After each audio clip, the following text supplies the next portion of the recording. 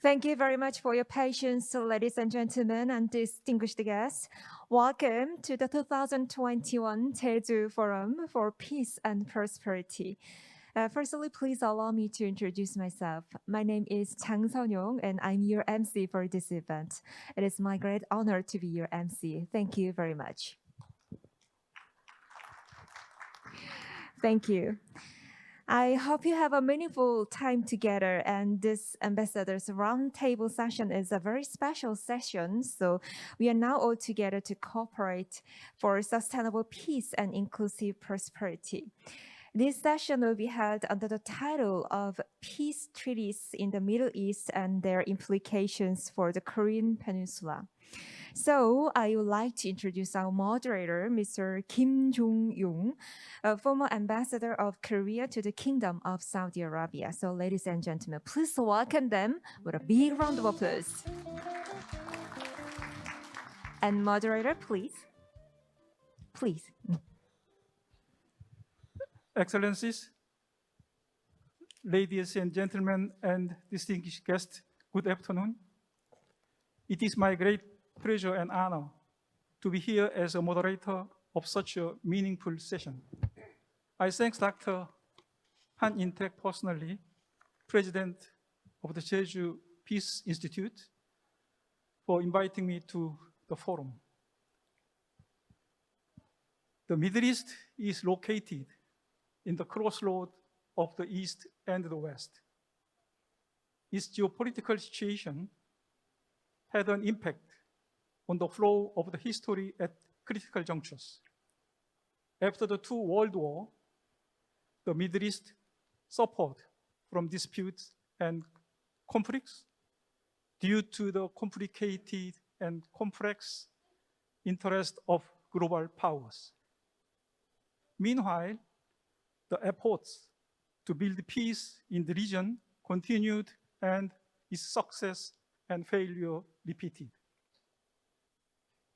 In year 1991, the Middle East Peace Conference in Madrid was held. And 2 years later, the Oslo peace process initiated a peace plan in detail. In August last year, the United Arab Emirates, Bahrain, and Israel normalized their relations by concluding the historical Abraham Accord. After that, Morocco and Sudan agreed to establish diplomatic ties with Israel. Given such developments, some are full of hope that foundation for the peace in the Middle East has finally started to be built. On the other hand, some argue that the peace in the region still has a long way to go.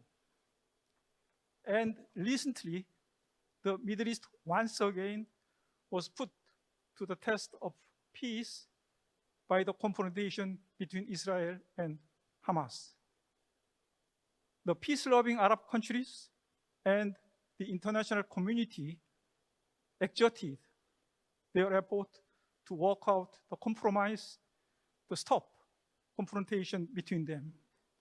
These efforts demonstrate the aspirations of the Arab countries and the international community for sustainable peace in the Middle East. Especially now the globe is closely interconnected through information technology. A country or a region cannot separate itself from others.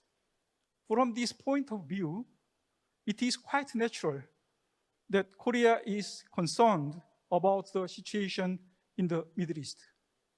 Here, I would like to add the unique relations between Korea and the Middle East. Over 1970s and 1980s, a large number of Koreans experienced the Middle East while they worked for Korean companies building infrastructures there. Since then, the exchanges between the Korea and the Middle East became very active and diversified from commercial trade to cultural trade. And now, as you know well, the Korean companies are building nuclear power plants in the United Arab Emirates. Thus, we Koreans feel sentiments and empathy toward the region and closely follow up the development of the situation there. We may have much to learn from the Middle East peace process in pursuing our reunification of the Korean Peninsula. Under such backgrounds, we are honored to have Their Excellencies, Ambassador of the United Arab Emirates, of Egypt, as well as His Excellency, Ambassador of Israel.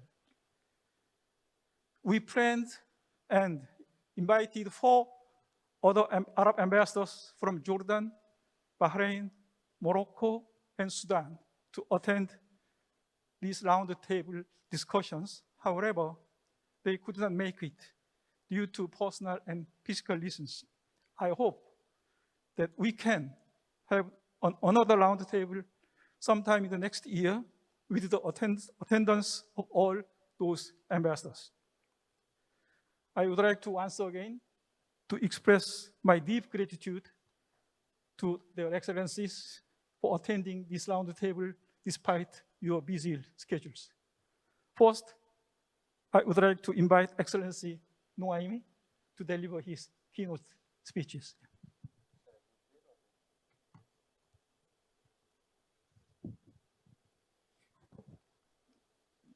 Distinguished participant, good afternoon. It is my great honor to join you today at this important Jeju Forum for Peace and Prosperity. And I take this opportunity to thank the organizer for hosting the event. My speech will be on the historical achievement made by my country, United Arab Emirates, in the Middle East peace process through its signing of the Abrahamic Accord with the Israel and United States in August 2020. The name of the accord after Abraham is recognition of Arab and Jewish people that Abraham is their common ancestor. The accord was followed with the signing of the treaty peace between the UAE and Israel in September 2020. The treaty entitled the establishment of peace, diplomatic relation, and full normalization of the bilateral ties between the UAE and Israel.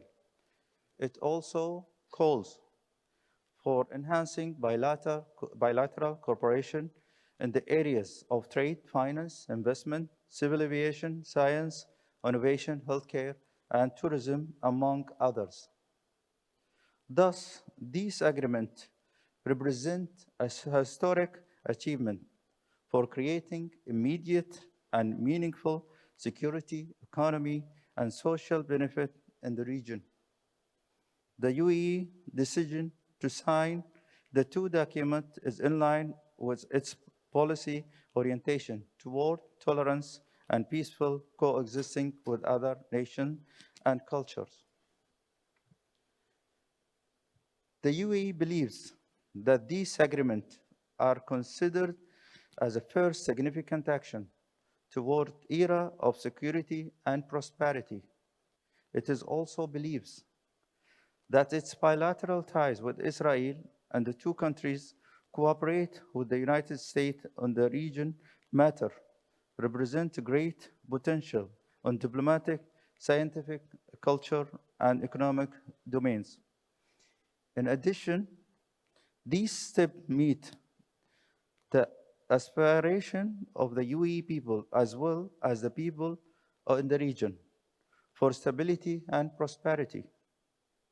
The agreement paved the new path for achieving these goals through the creation of job opportunities, especially for youth that represent 65% of the region population.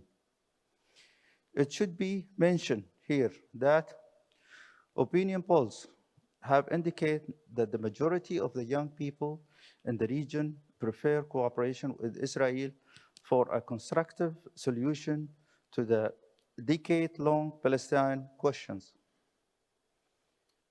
The agreement reinforced the UAE deep and long-standing commitment to Palestinian people, and it's consistent with the UN resolution, which is called in a member state to intensify effort to achieve comprehensive, just, and lasting peace in the Middle East. For that, it has been met with a broad of international support. The process of the direct bilateral relation with Israel will naturally take many gradual stages. However, effort to realize that the potential of the treaty are moving rapidly. The UAE and Israel are already collaborating closely to expanded and intensifying research and treatment of COVID-19. In addition, working groups from the two countries are making progress on a range of bilateral cooperative initiatives across the key sectors. I should mention that during 2019 and 2020, the UAE hosted the Pope's first visit to the Arabian Peninsula, became the first Arab country to launch a probe to Mars, and made historical diplomatic breakthrough with Israel. The above-mentioned events show that the extensive UAE model that is based on tolerance, the progress of all forms, world-class hub for business, innovation, international cooperation, culture, and a future-oriented society for other nations in the region to follow. Later this year, the UAE will host Expo 2020 Dubai. And on the 2nd of December 2021, we will celebrate the 50th anniversary of the UAE Foundation. Before I finish my speech, I should reaffirm that the UAE remains resilient and hopeful in facing the COVID-19 pandemic and its difficult economic fallout. As we think about peace in the Korean Peninsula, the signing of the peace agreement between the UAE and Israel could also be a good example for the Republic of Korea and its effort toward peace, coexisting, and common prosperity with its north neighbor. Hoping this forum will contribute positively to the peace in the Korean Peninsula and around the world. Thank you.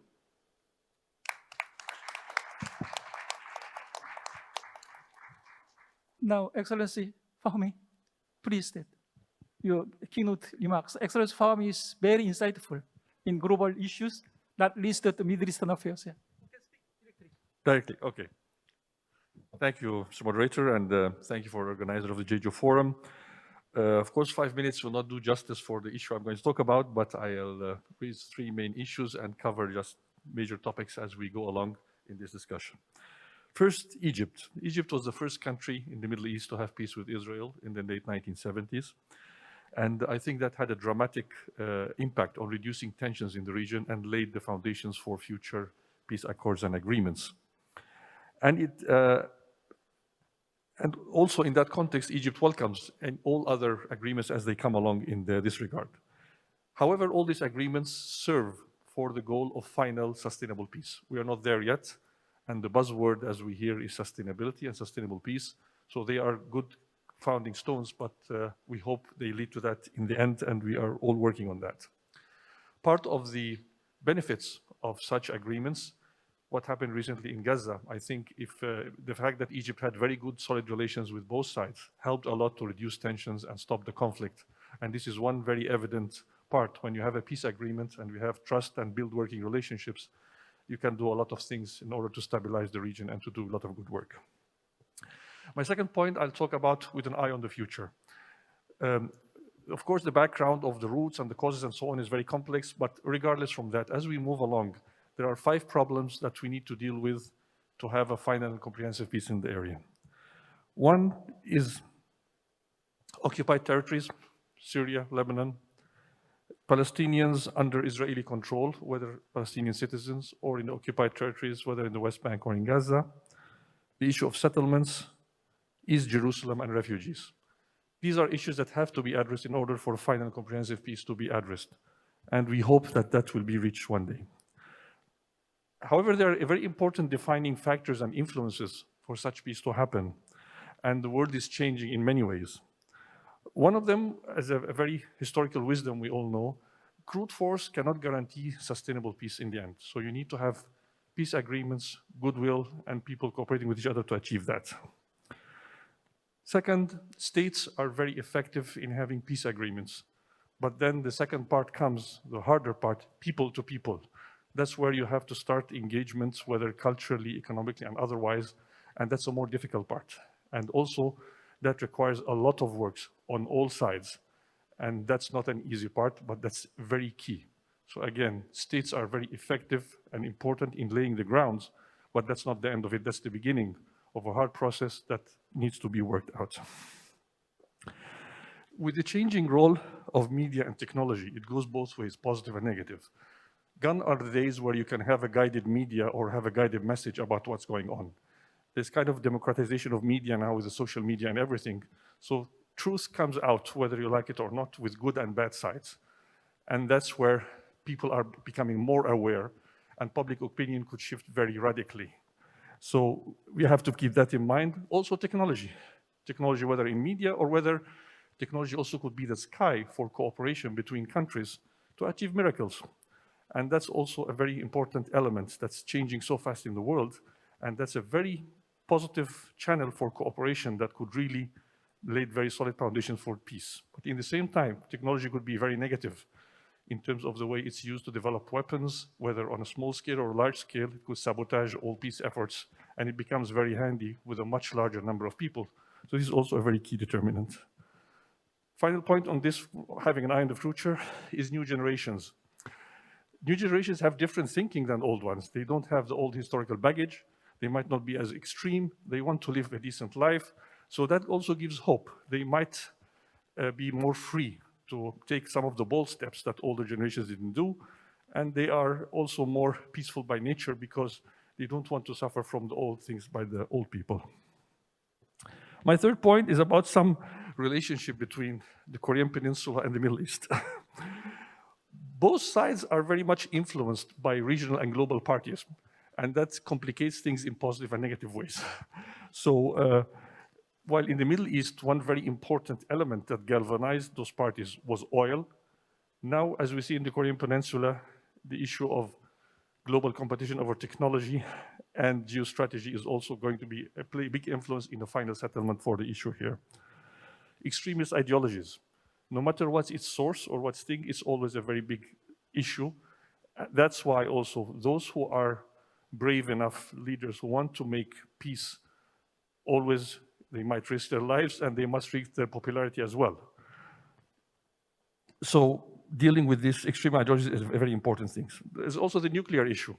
Once you have one country that's nuclear and others are not, you automatically have kinds of an arms race, and it's not very healthy, especially if they are out of the global regime. So this is also another similarity. Another similarity, here you are brothers.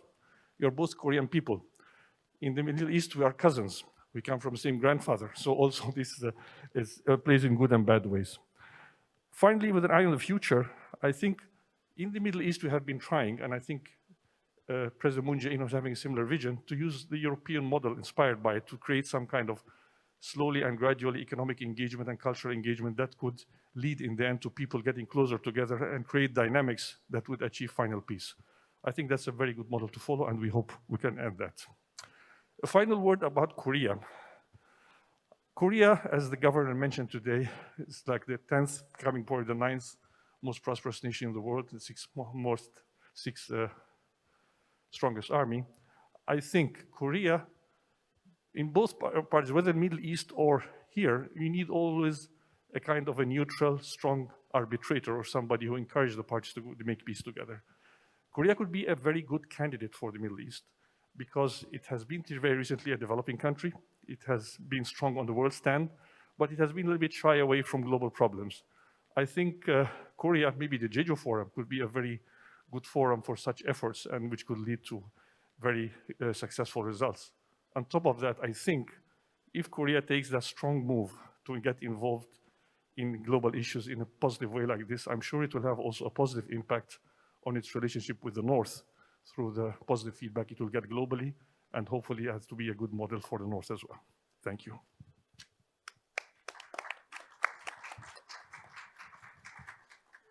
Jeju Island could be one good potential for hosting such a global meetings, I think.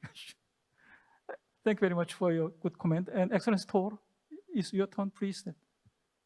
Deliver some keynote remarks on the issues. Thank you very much, Ambassador Kim. First of all, thank you to the Jeju Forum for hosting this important roundtable. More important than anything that we here might say today is actually our appearance here on this stage, which perhaps appears to the audience as something routine and unextraordinary, when in fact, less than a year ago, the possibility of the three of us appearing together is actually quite unlikely. There really is no greater honor for an Israeli emissary than to appear together with esteemed Arab colleagues with whom we have made peace. Ambassador Abdallah Saif Al-Nuaimi and Ambassador Khazam Fahmy are both very fine men who I've had good opportunities to spend some time together, fabulous ambassadors, and it's an honor to be your friend and colleague. Truly, the blessings of peace are very great. So let's start with some definitions. What are the Abraham Accords? They refer both to the peace agreements between Israel and the United Arab Emirates and Israel with Bahrain, signed in August and September 2020, with the active diplomatic participation of the United States. As Ambassador Abdallah Saif said, the accords are named for our joint progenitor, Abraham, the father of Isaac and Ishmael, and hence the father of both the Jews and the Arabs, whom we Jews call in Hebrew Avraham and in Arabic Ibrahim. We have one father, and therefore we are one humanity. These peace treaties led to further breakthroughs in the region, normalization of relations in the last half year between Israel and the Kingdom of Morocco last December, and with the Republic of Sudan in January. I hope and believe that additional countries, Arab and Muslim, will join this historic trend in the coming years, if not months. None of this would have been imaginable, as Ambassador Fahmy said, without the first breakthrough for peace, the Israel-Egyptian peace treaty, concluded after President Anwar Sadat flew to Jerusalem in 1977 and addressed the Israeli Knesset. Israel understood that a bitter foe on the battlefield, an Arab leader of great stature, was now an authentic partner for peace. Suddenly, everything that yesterday was impossible became possible. Israel evacuated and returned to Egypt the entire Sinai Peninsula, a territory 3 times the size of the entire Israel. And that peace is held to this day. The peace treaty with Egypt has proved durable and resilient. And though the region has been through very difficult conflagrations since, including two wars with Lebanon, conflagration with Egypt just last month, nevertheless, since the peace between Israel and Egypt, there has not been a major Arab-Israeli war involving all of the states. Now, why did this happen? Why did it happen now? I would offer a number of reasons. Number one, maturation of the region. Israel's previous peace agreements with Egypt in 1979, Jordan 1994, the Oslo Accords between Israel and the PLO in September 1993. So actually, we are more than a quarter of a century into normalization or semi-normalization of relations between Israel and the Arab world. During this period, Israel also had interest offices in Tunisia and Oman, which did not survive the test of time, but which are conceivable and can yet return. So this dynamic of acceptance of Israel as the legitimate presence in the Middle East has deepened and has matured, and it's happening now. Another reason, perhaps explaining why now, convergence of strategic interests. There is an aggressive Shiite power in the region which seeks regional domination and weapons of mass destruction. It's a country which sees itself as an empire, which believes in brute force and demotes the good of its own people before its own dynastic goals. 1,800 kilometers separate between Israel and Iran. And actually, we have not even one single issue of conflict between us. And yet, we feel their hostile power projection every day. In neighboring Syria, in which Iran places troops to defend Bashar Assad, in the arming of Hezbollah and the political control of Lebanon, in material support for Hamas and the most radical elements of the Palestinian national movement, and in the decades-long quest to achieve nuclear weapons, which must not be allowed by the international community. The entire Arabian Peninsula, indeed the entire Sunni Arab world, is menaced by Iran, as well as the international energy lanes, as you in the Republic of Korea know full well from what happened to your ship. Iran is driving a deadly civil war in Yemen and seeks to dominate Iraq by any and all means. Now, the Iranian elections, democratic only in name, have delivered an extreme ultra-hawk as president. So before the aggression of the Islamic Republic of Iran, we cannot afford to stand alone, and hence we stand together. Therefore, despite the movement of the Western states towards a nuclear agreement, I believe the alliance of Israel and the Sunni states will only deepen and become wider. Because in the Middle East, one must see things as they are, not as one would wish them to be. Another reason why this happened was strong U.S. leadership.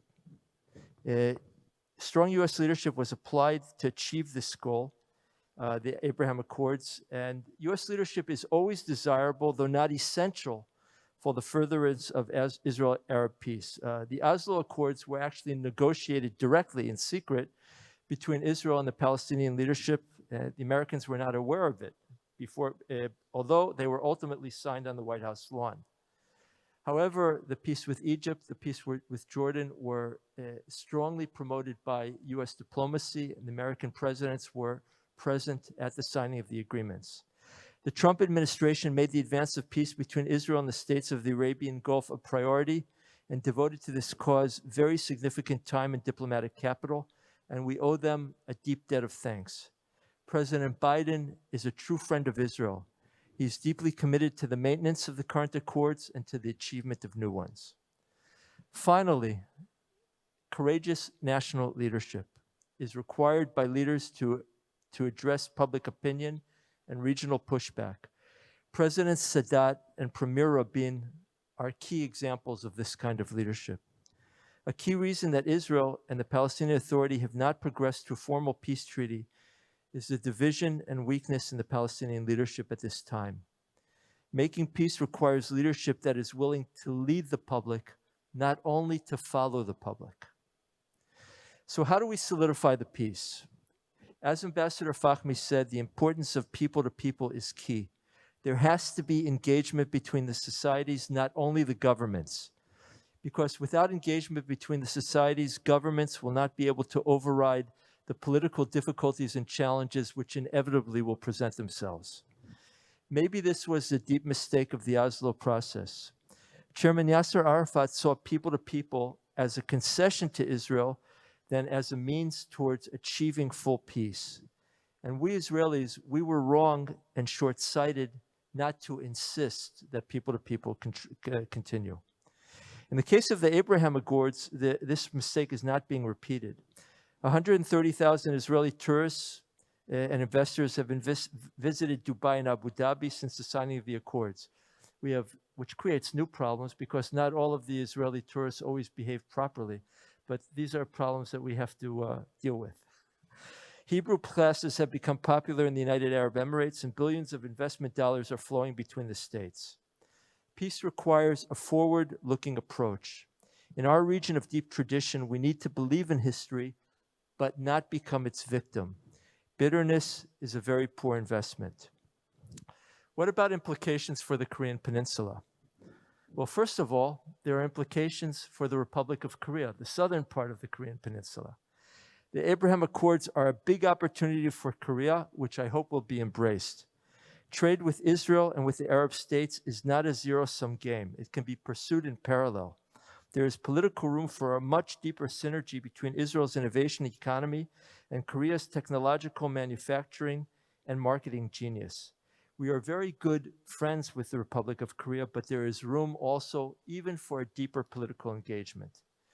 This is also the time to think creatively. Imagine a United Arab Emirates, Egypt, Israel, Republic of Korea, Green Technology Alliance, which matches UAE's financial and investment capacities, Egypt's giant economy, Israeli tech innovation, and Korean production and manufacture prowess. There is surely an opportunity here to be realized. Opportunity belongs to those who can imagine and see it. Secondly, your challenge for peace and unification on the Korean Peninsula, and here I end. First of all, not one of me and my colleagues does not hope fervently for peace for Korea and the ultimate unity of your people and land. But I must hesitate to offer advice. I would only say one thing. Human beings are ultimately rational. In the end, the right thing will happen, though it may be a long and twisted path.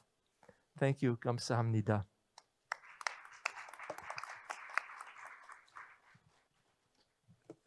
Thank you very much, Mr. Ambassador, for your, the in-depth observations and also your very interesting, the initiatives and proposals for forming the global, the Green Alliance between Korea and Arab Emirates and Egypt and Israel. That's very interesting. Maybe Dr. Han is standing there, could take note, and he will study. I hope that he will study it. Anyway, that Excellency Noaimi, I would like to mention once again, the global citizens who witnessed the signing ceremony of Abraham Accord last year in White House, was surprised with wonder and admirations because that is no longer the peace in the Middle East, not in the textbook. It became the reality, as that Ambassador Toro mentioned, that we could not imagine such a gathering even 2 years ago. But now it's happened. 1 year ago, I'm sorry. So in this regard, while I would like to, as a humble student of Middle Eastern affairs, highest esteem to the vision and determination for the peace and future generations of His Highness Sheikh Mohammed bin Zayed of the heir apparent of Abu Dhabi. I would like to ask you, Excellency Noaimi, do you have any more hidden, unspoken stories of backgrounds of signing of Abraham Accord with Israel? And do you think what it would contribute to the, bring the sustainable peace to the Middle East? Thank you, Your Excellency Kim. I think the decision was made, to be honest, because this is really part of our constitution. UAE is looking always to the tolerance. Even 2019 was announced as a year of tolerance. As I mentioned in my speech, the Pope, when he visited UAE 2019, was first visit in the Middle East. And I think the accord came in line with I think the need in the region. This conflict has been for many years, and it should be an end for it. This is the sake for the region. To be honest, as I mentioned, more than 65% of the Middle East population below 30 years old. Imagine if there is no economic growth in that area, no job opportunity for them. Imagine the chaos is gonna happen. How these young people, they're gonna live, I think they're gonna be absorbed by ideologists and by the extremism. So they might be attractive for them because they need a job, they need to live. And I think, as I said, this is part of our belief, tolerance, and really,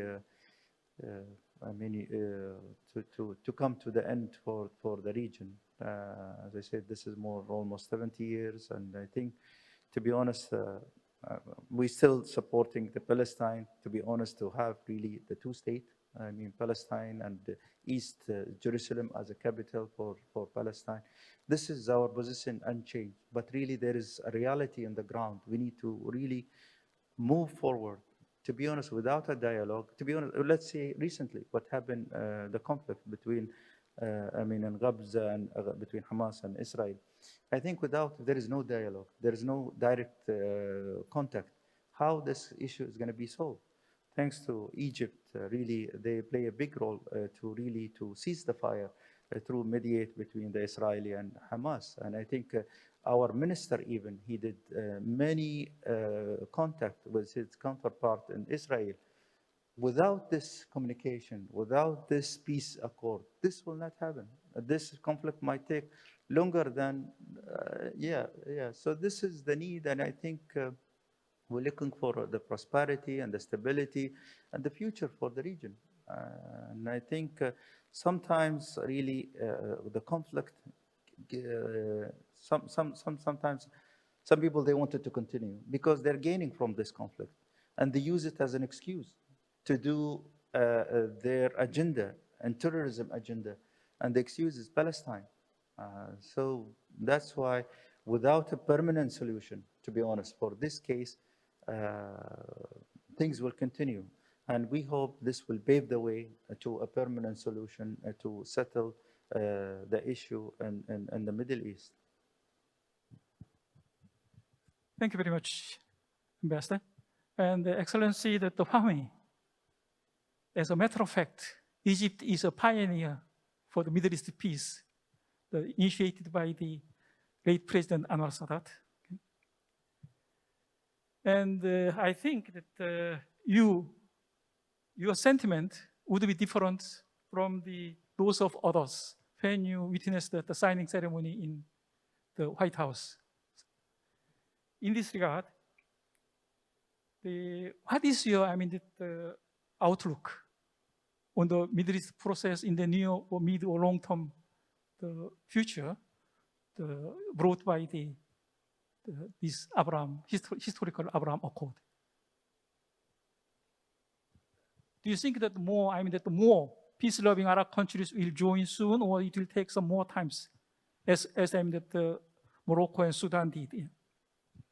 Actually, it's a very difficult question to answer. I mean, of course, as Egypt, we hope that more and more go on board, because any peace process requires more and more parties to get on board and to get a momentum for things to move forward.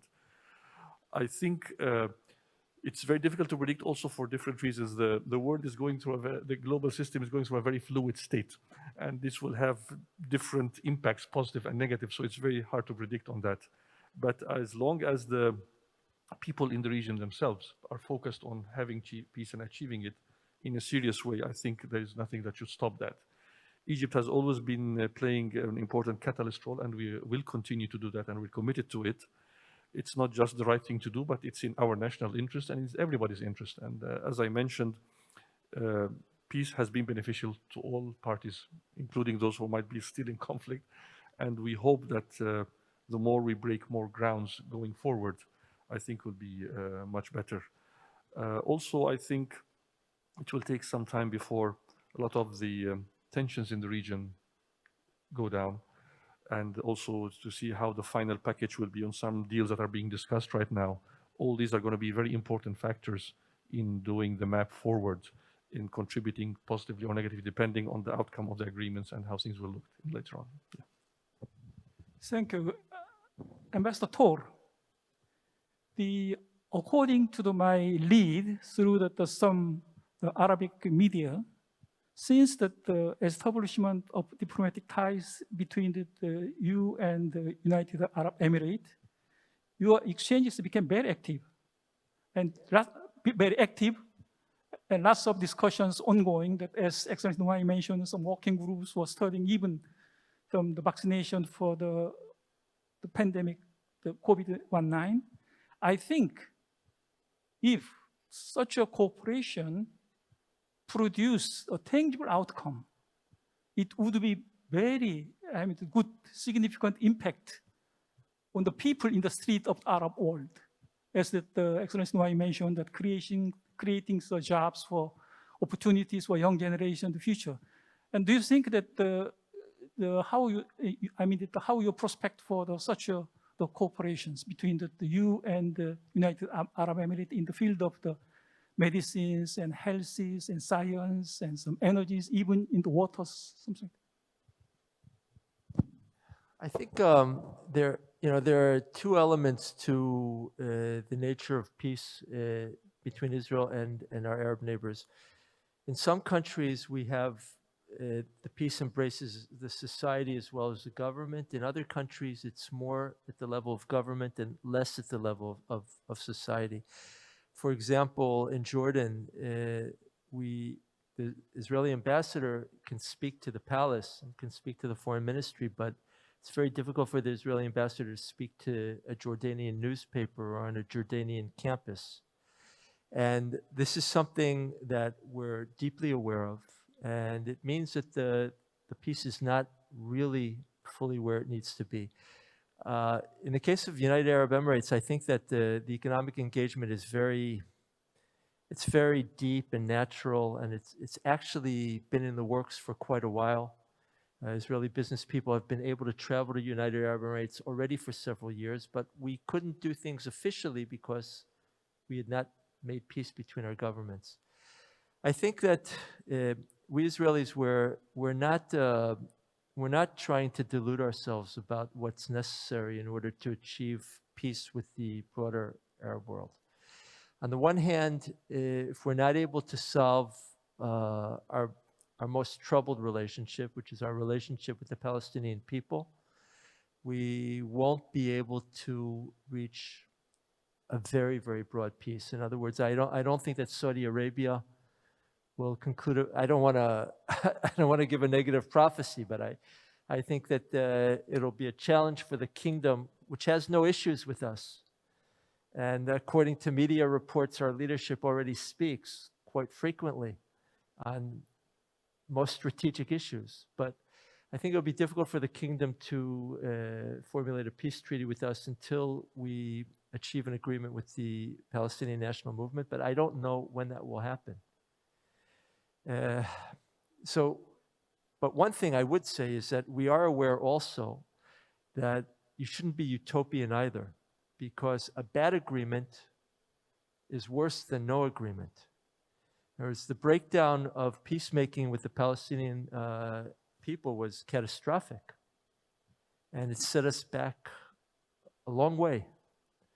So I'm hopeful that things will move forward, but we have to work hard, and we have to keep our feet on the ground and realize what is real, what is less real, what is possible. With Hamas movement, I don't think that we'll ever be able to make peace with them because they don't acknowledge Israel's legitimacy. They don't acknowledge the legitimacy of the history of the Jewish people. And with Iran, for example, we could actually make peace with the Iranian people tomorrow, but with the Iranian government as currently constituted, I don't think it's within their, I don't think that their deep ideology can allow it under any circumstances.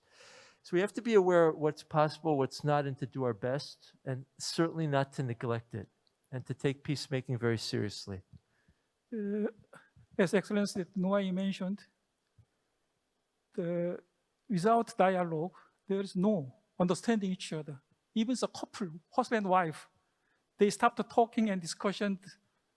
I mean, the conclusion would be ended up in the divorce. So this is, I mean, making the agreements and setting up types and open the channel for discussions and exchange views is very, very important for the peace, I think. Yeah. In that terms, we, Korea, exerted desperately for peace building and peaceful reunification of the Korea Peninsula. Over the course of this effort, we experienced success and failure and tasted hope and despair over and over. However, we talked already, we witnessed the frog jump in the Middle East peace.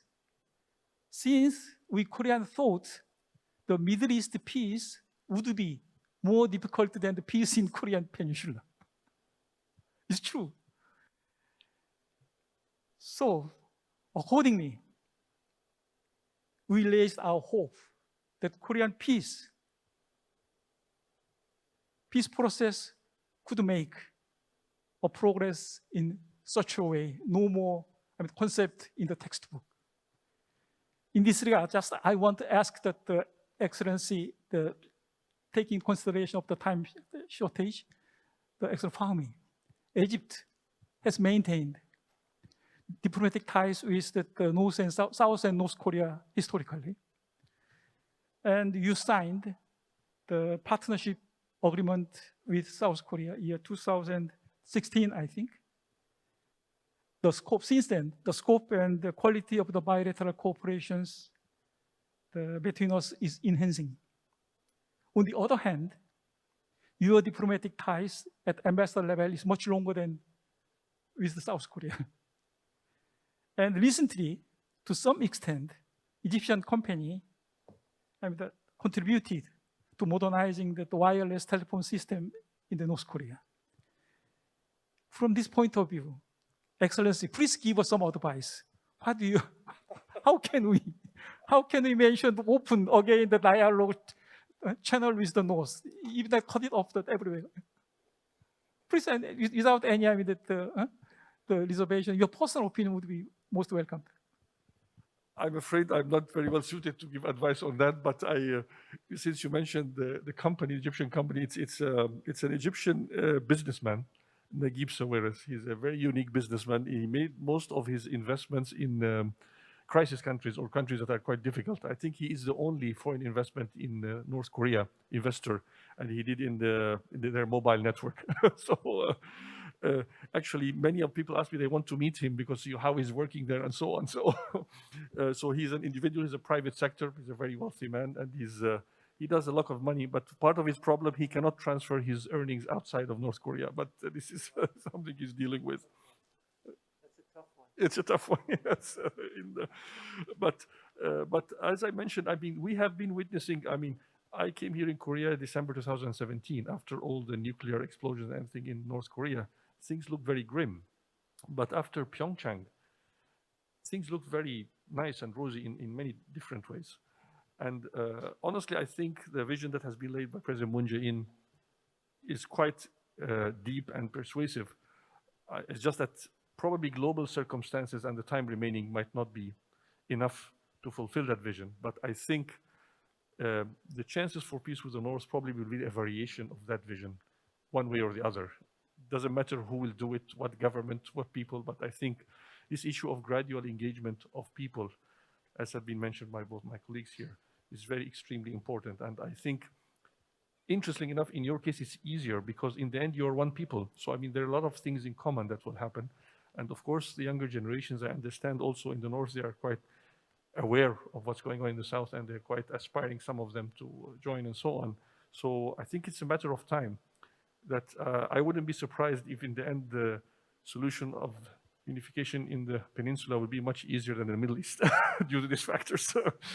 But again, as I said, I'm not best suited for the advice, but I do think personally that a variation of the vision led by President Moon Jae-in is going to be the working formula in the end for that to happen. Thank you.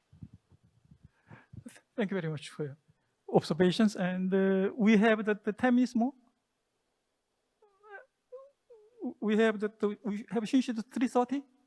3:30. Okay, 10 minutes. We have the 10 minutes remaining. We have many excellencies and number of diplomats and academics who are interested in the Middle Eastern affairs attended here. Now I'd like to open the floor to the attendees. If anyone who has questions or want to comment, please raise a hand. And before speaking, please let us know that your name and positions. Anyone, please? Yeah.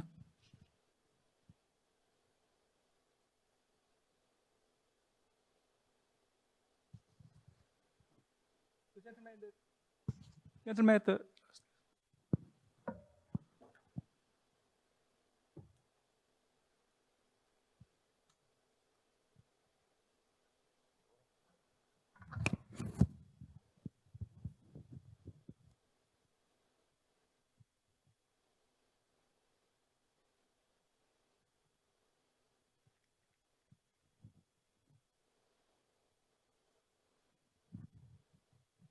Your Excellency, I am Mystic Voice. I'm a secret chanting musician and also international cooperation expert between East and West and the Middle East.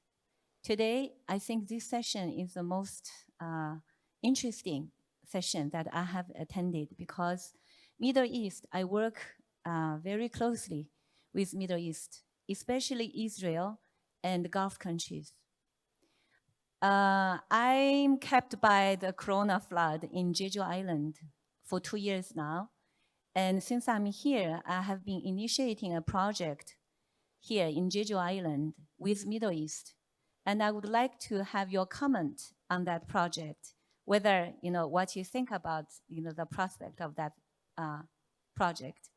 My proposal to Jeju is Jeju become the second home and the conflict resolution place for North Korea and South Korea, and also for Middle East. And the reason I propose that is because Jeju Island is very close to China, and China and Israel is very interested in collaboration together. I'm heavily involved in that. And also I'm involved in China and Gulf countries. So I would like to know your, what you think about this project, this proposal. Thank you.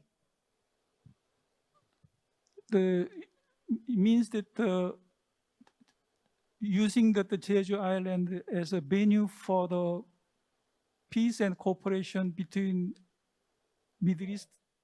Yes, I want to explain a little bit more because Jeju is really the island of peace and island of meditation and healing. And Jeju is very close to China and Japan. So my proposal is that to use Jeju as healing and transformation center for Middle East and for North Korea and South Korea. Thank you. It would be studied by the Institute, I think, and then we'll later discuss with the ambassador about the proposals, okay? Because the Secretariat asked me to conclude these sessions due to the next the program. I'm sorry. And then, thank you very much for your the kind observations and proposals, okay? And I would like to express my sincere thanks once again for your excellencies, for your good observations on Middle Eastern issues and the pursuit for the peaceful reunification and peaceful settlement and peace settlement and peaceful reunification of the Korea Peninsula. But at the end, I want to wrap up our discussions in some points. First, peace means the tolerance. And that means the region should be at the level of regime, at the level of the peoples, should be more open-minded and more tolerant to other peoples. Okay? And also, some concerned parties in the Middle East need to refrain from provocative actions against others with a view to build confidence and trust among them. Moreover, the international community needs to more actively persuade some parties, some countries in the Middle East not to promote and incite armed conflict within or across their borders. Okay? As humble students of the Middle Eastern affairs, as I mentioned earlier, I hope that the momentum of the peace brought by the historical Abraham Accord, keep on consolidating and enhancing to settle the comprehensive and sustainable peace in the Middle East, and so that young generations there may pursue their dreams in the peace and prosperity in the future. And also we had very useful opportunity to gain lessons from the Middle East and Middle East peace process for the Korean peace process. Once again, I would like to thank you, the Excellencies, ambassadors, for partaking in the roundtable, and attendees who listened to the discussions and gave the opinions. I would like to invite you to conclude the session with a round of applause. Please give another big round of applause. Thank you very much, moderator, and thank you also for your meaningful session. And now before we officially close, let's wrap up this session with visual thinking from Visual John. So let's all have a look. 보여주시죠? Wow. Everything we discussed in this session is in this one visual thinking. Yes? That's right. So, ladies and gentlemen, please give another big round of applause. Thank you very much for your wonderful visual thinking. Thank you so much. Now, ladies and gentlemen, we prepared a very special ceremony. So we will prepare the ceremony here for a while. So please wait for a moment in your seat. Thank you very much.